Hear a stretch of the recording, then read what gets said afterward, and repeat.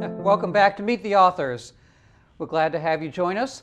Our first guest today is Margot Swetman. Margot is the daughter of Glenn W. Swetman, who was a real personality here on the coast. He was a professor of poetry at a couple of universities, and he published several poems. And Margot's here to talk about Glenn's poetry. Welcome, Margot. Thanks for coming. Thank you, Philip. It's good to see you. Good to see you too. So tell us a little bit about your father. Well, he was a Southern gentleman. He was an English professor. He was a poet. He helped everybody and anybody who needed his help. He was a really true humanitarian. Tell us some of the things that he did. Something comes to mind that he did to help some of the people here. Well, he was never really showy about helping people. But if ever anybody needed any assistance and they called him, he was there for them and he would help them.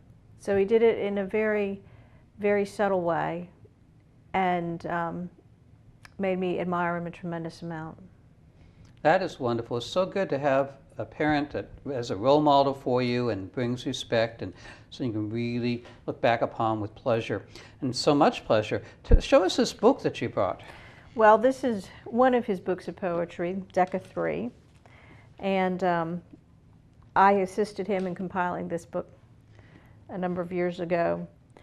And one of the things that I like about it is he's got some poems that deal with one of the subject matters that were really of great interest to him, which was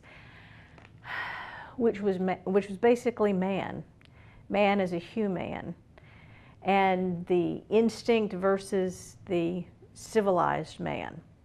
That's great. And I see you have some marks. So you're going to read a poem for us? Yes. He had a series of poems that he wrote that he called the Tarzan poems. Okay. Basically showing, man like Tarzan in his kind of jungle-like state versus man as a civilized, because Tarzan was both.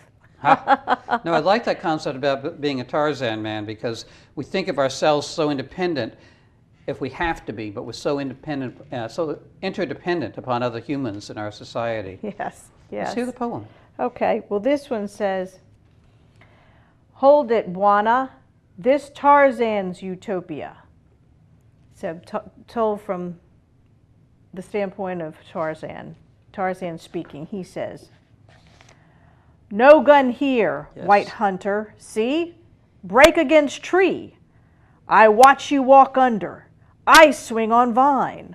Watch all the time. Lamb and lion lie down here. Only place where I swing all around without necktie, all the time spy.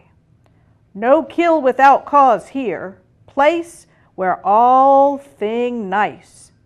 Midget deer have no fear of giant ape, for I am great.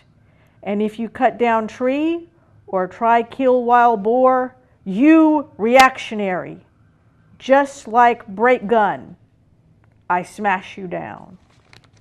Wow, I really like that. I like the force of it, the sense of the primitive man, yes, and the sense that we only kill when we have to. Very That's nice, right. very That's well right. done.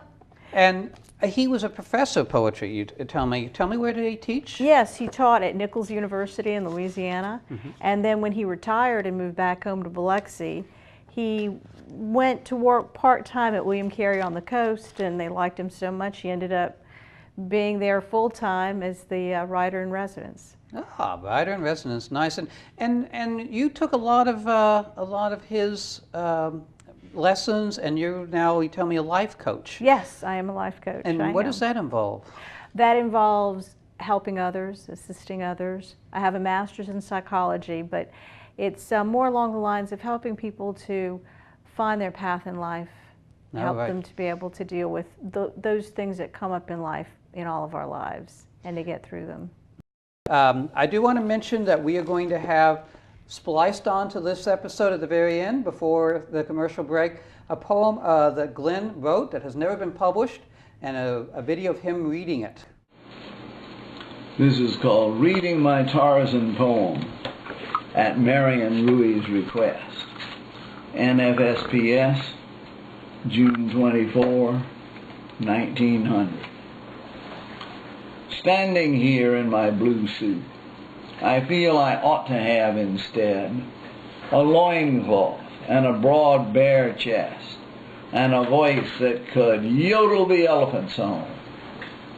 In my ape-trained brain, I see far away in the woods of Wisconsin Simba and Jumbo, their large ears opening to the distant sound of my poem.